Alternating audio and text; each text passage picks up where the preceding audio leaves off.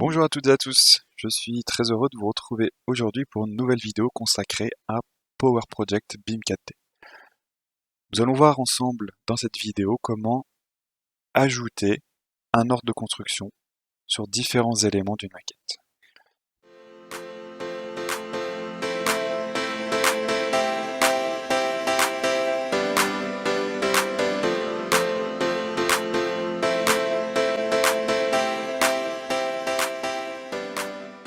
Nous avons ici un exemple donc avec une maquette d'un bâtiment.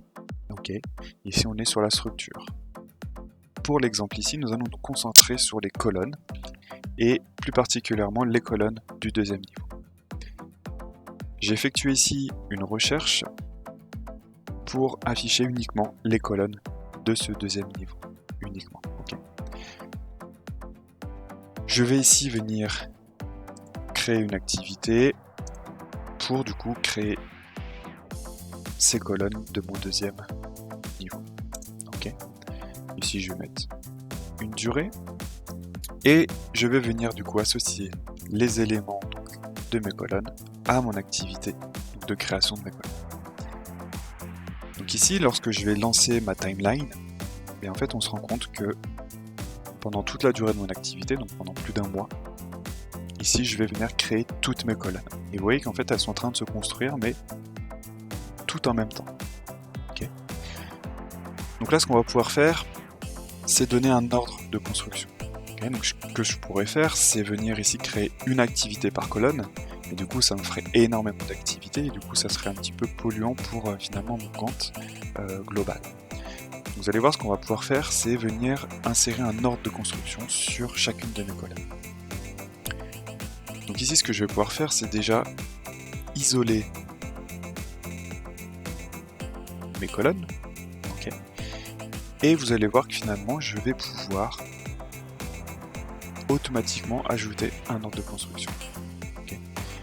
Donc ici je vais pouvoir, comme tout à l'heure, sélectionner toutes mes colonnes, et vous voyez ici quand je fais clic droit sur les colonnes sélectionnées, je vais pouvoir ici paramétrer l'ordre de construction à partir de 1.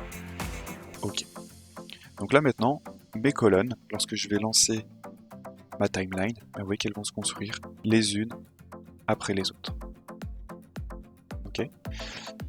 Le problème ici, vous voyez qu'elles se construisent un petit peu dans un ordre aléatoire.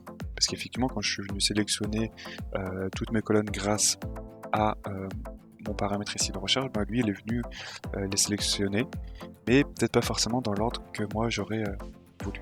Donc là on va voir ensemble, vous allez voir que c'est assez simple.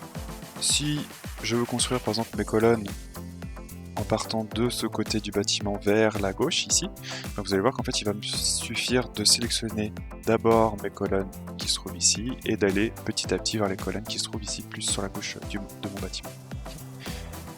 Donc je vais faire comme tout à l'heure, je vais afficher uniquement mes colonnes ici, je vais mettre ici comme ceci par-dessus, hop, et je vais venir sélectionner mes activités comme ceci.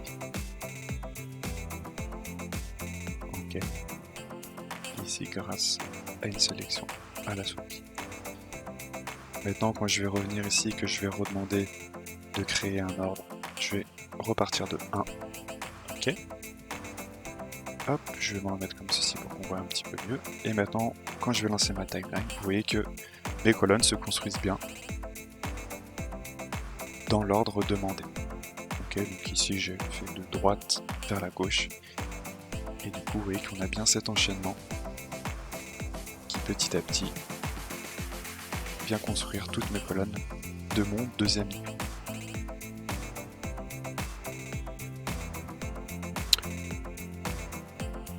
Voilà. Et autre chose avant de terminer donc, sur cette vidéo, vous voyez quand vous avez des éléments de maquette qui sont assez grands, volumineux, mais en fait là vous voyez si je voulais découper cet élément là en plusieurs et ensuite venir le construire petit à petit avec un ordre précis, en fait je vais pouvoir venir sur mon élément, je vais pouvoir le fractionner, donc ça pareil c'est quelque chose qu'on avait vu dans une précédente vidéo. Je vais pouvoir faire un nombre de fractionnements désiré. Vous voyez qu'ici donc c'est mon aperçu. Okay. Et vous allez voir qu'ici je vais pouvoir définir l'ordre de construction à partir de 1. Okay. Dès que je vais faire OK, effectivement vous voyez qu'ici mes éléments se sont bien découpés. Okay. Et vous voyez ici que chaque élément maintenant a bien un ordre de construction. 2, 3, 4, 5, 6, 7, etc. Okay. Donc vous voyez qu'il y a plusieurs façons de procéder. Mais du coup voilà, quand on a beaucoup d'éléments sur une maquette qui vont être associés à une seule activité, ben, vous voyez que du coup c'est assez pratique du coup d'avoir cet enchaînement avec un ordre très particulier, très précis. Et du coup ça va vraiment relater ce qui se passe réellement. Voilà, bah écoutez, encore une fois j'étais ravi de partager ces petites astuces avec vous. Je vous dis à très vite pour d'autres vidéos et je vous souhaite une très bonne journée. Au revoir.